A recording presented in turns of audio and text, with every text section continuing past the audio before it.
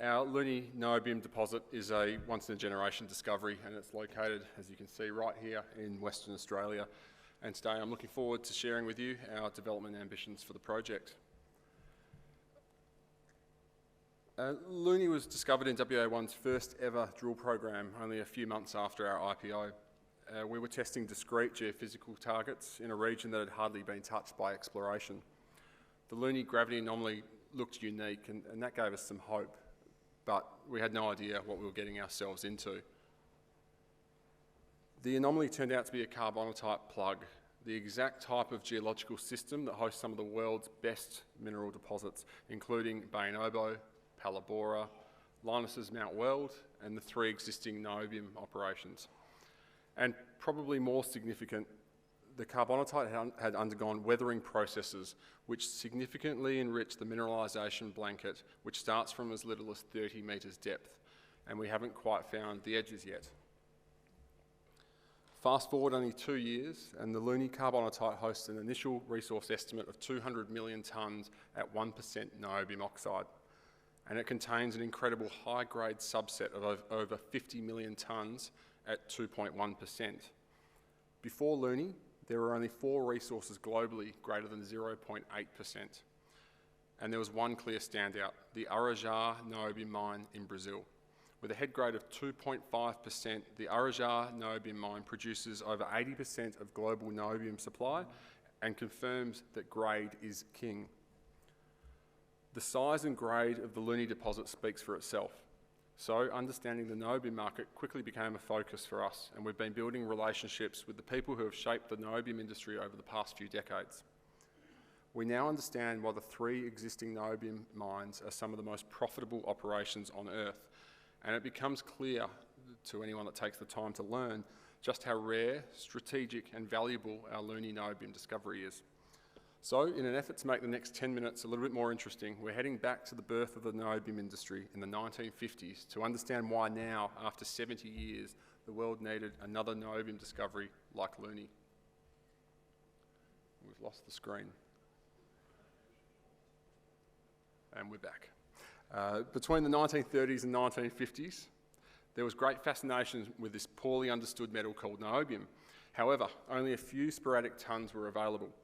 Using niobium as a microalloy in steel making was known to improve strength, toughness and weldability. However, niobium was doing something else that far better than any other microalloy was doing, and that was grain refinement. The effects of grain refinement are being shown in the bottom left image there. An addition of a small amount of niobium per tonne of steel was causing the iron to solidify in densely packed smaller particles, and this is the reason why niobium is so powerful in steel making. Just go back there, because in 1959, the first niobium alloyed steel beam was produced in the United Kingdom.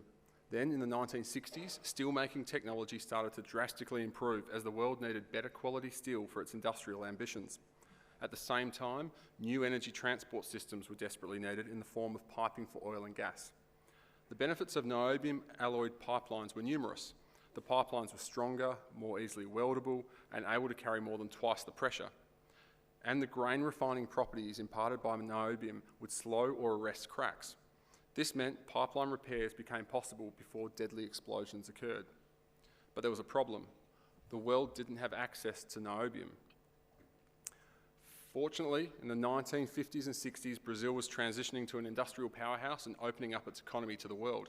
This transition included a countrywide mineral exploration push, which led to the first holes being drilled into a carbonatite intrusion in the state of Minas Gerais in 1953. Further drilling revealed that the top part of the carbonatite had weathered down, leaving an extremely high-grade blanket of niobium mineralisation almost at surface. This was the discovery of an incredibly large and high-grade niobium deposit known as the Arar Niobium mine and is owned by CBMM. While niobium is not rare, finding economic concentrations such as this at Arar is extremely rare. And in 1961, mining commenced, and this was the birth of the niobium industry. The pit they've been mining from for the past 60 years is shown in the top right image. The timing was perfect, and the Arar mine provided a reliable worldwide supply of niobium. The result of this niobium supply was the opening up of the market for high-strength, tough, weldable, large-diameter pipelines spanning continents. This saw ferroniobium demand explode, and today, oil and gas pipelines still account for around 20% of demand. Niobium was quickly adopted by many steelmakers, and between 1976 and 1977, 2 new niobium mines came online, one in Canada and a second one in Brazil. And almost 50 years later, this is how global supply remains. Just 3 niobium mines supplying the entire world its needs. In the 1980s, advances in steelmaking technologies saw niobium alloyed steels become critical in many areas of the economy. Niobium enables enhanced formability of steel, and that has seen use in automotives grow to approximately 25% of ferroniobium demand. And this is likely to increase, because using the Suzuki Swift as an example, the version driving on Australian roads is manufactured to high safety and emission requirements and uses high-strength, low-alloy steels containing niobium. The Swift is the most popular car in India, selling over 200,000 units last year alone, and unlike those imported to Australia, contains primarily mild steels without niobium. However, India is revising its vehicle safety standards. Today, ferroniobium's #1 use is in construction, primarily due to its exceptional market dynamics, price stability, and along with the superior properties it imparts on steel. The early 2000s saw intense growth driven by China, and then again in 2018. Today, niobium is absolutely essential for major infrastructure projects, high-rise construction and bridges. We've clearly seen through history, be it pipelines, vehicles or construction, that niobium is being used in more and more applications. Steel use is already over 7% of global carbon emissions, and this will only increase. And the only replacement for steel is better steel. So the multi-trillion-dollar steel industry needs to do more with less. This is known as dematerialisation and is an essential part of decarbonisation, and niobium has an important role to play. Niobium is also used in a second form, niobium oxide, and first made a name for itself in the 1960s within an alloy called C103, which is 90% niobium. And that's how niobium found its way into the history books, on the propulsion module nozzles of Apollo 11, and from there into all-jet turbines and many important military applications. Today, it is used by SpaceX in their Merlin thrusters and in next-generation hypersonic missiles. Niobium oxide has many other uses due to its conductivity, and while this sector is much smaller than ferroniobium, currently around 15 to 20,000 tonne per annum, growth could be tremendous as we continue to transition to a tech economy. History has shown us that step changes in demand come from new applications, and CBMM is currently placing a large bet on niobium-based battery technology.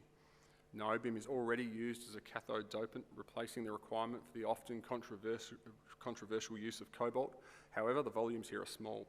On the anode side, primarily replacing graphite, niobium enables the charging and discharging to occur at many times the speed of traditional batteries, while maintaining energy density, along with withstanding significantly more charge cycles.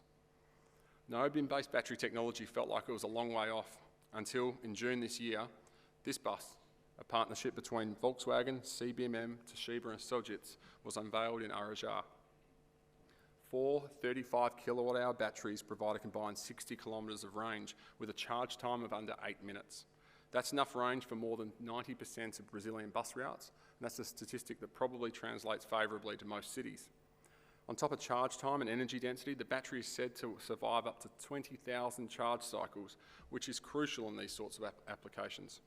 Because with a charge cycle at the end of each bus route, let's say 10 a day, current battery generations of battery technology would need replacement within a year. The same usage of a niobium oxide battery would require replacement every 5 years, saving significant cost and e-waste.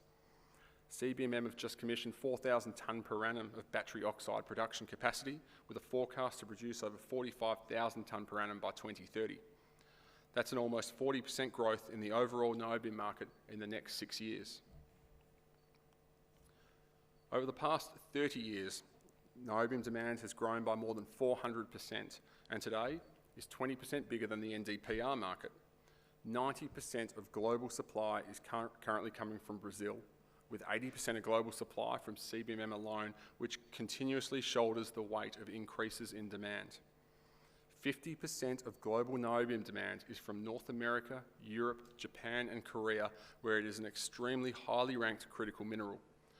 Until 2011, CBMM was 100% privately owned, and the best solution Japan, Korea and China could find to make their reliance on CBMM more palatable was for a number of consortiums to purchase a combined 30% of CBMM in 2011 for US $4 billion. These are minority, non-voting interests, and since 2011, CBMM has almost doubled its annual sales. And what makes this even more incredible is that the state of Minas Gerais owns 50% of the Arar deposit and receives 25% of CBMM's net profits. As a result, CBMM now counts some of the world's largest steelmakers as their shareholders, including Nippon Steel, Sojitz, Bal Steel, CITIC and POSCO. Today, Arar is one of the most strategically important mines on Earth and one of the most valuable. Okay, let's get back to Looney. In the last 70 years, no niobium deposit even remotely close to the quality of Arar had been discovered until we found Looney in 2022. Looney hosts a high-grade, very large and high-grade niobium deposit with similar geological characteristics to Arar. So now metallurgy is the question we most often receive from investors. In terms of processing, the three existing niobium mines all follow a similar flow sheet to produce a ferroniobium end product for direct use in the steelmaking process at mine gate. That enables a diversified and global customer base. Similar to many other commodities, the key technical challenge with a conventional niobium flow sheet is the flotation step, because that provides a majority of the concentration of the ore and is where a majority of the recovery losses occur. So this is where we focused our efforts. And in June, we released our first flotation test work results. The results were well beyond our expectations and indicated that Looney has potentially favourable characteristics for a conventional niobium flow sheet. For the rest of this year, our objective is to demonstrate an ability to concentrate a sufficient portion of the Looney deposit to ultimately underpin a development scenario. And over the coming months, we'll provide regular, meaningful drilling and process test work results as we significantly advance our development ambitions at Looney. Upon discovery of Looney, we immediately committed to all key long lead items. An unconventional approach perhaps, but the magnitude of the Looney discovery is unconventional in itself. But fortunately, our team has the benefit of having been through all of these pre-development aspects while operating in the West Arunta over the past decade. Our absolute priority on the development front is to de-risk and add value by tackling critical path items. Time is the enemy. Our environmental studies formally commenced at Looney shortly after the discovery, with baseline surveys ongoing. The Ngururrpa and Kirakara people have backed us in for over a decade to create an opportunity through the wild prospect of having a mine in the West Arunta. Much of the reason for our staying power that led to the Looney discovery was driven by their commitment to us. Looney is now our chance to deliver on our commitment to them, which is a mining operation on their lands, a dream that we've spoken about with them for so many years. We have an excellent track record on heritage, environment, health and safety, and having such an experienced team operating in the West Arunta is paramount to us continuing this record. We have a well-established infrastructure at Looney that allows us to operate efficiently, including supporting our regional exploration efforts. And we've continued to grow our high-calibre team, and we are very well positioned to continue to deliver on our exploration, development and corporate objectives. We'll never take any support for granted, but we feel firmly backed by our shareholders in our development ambitions at Looney.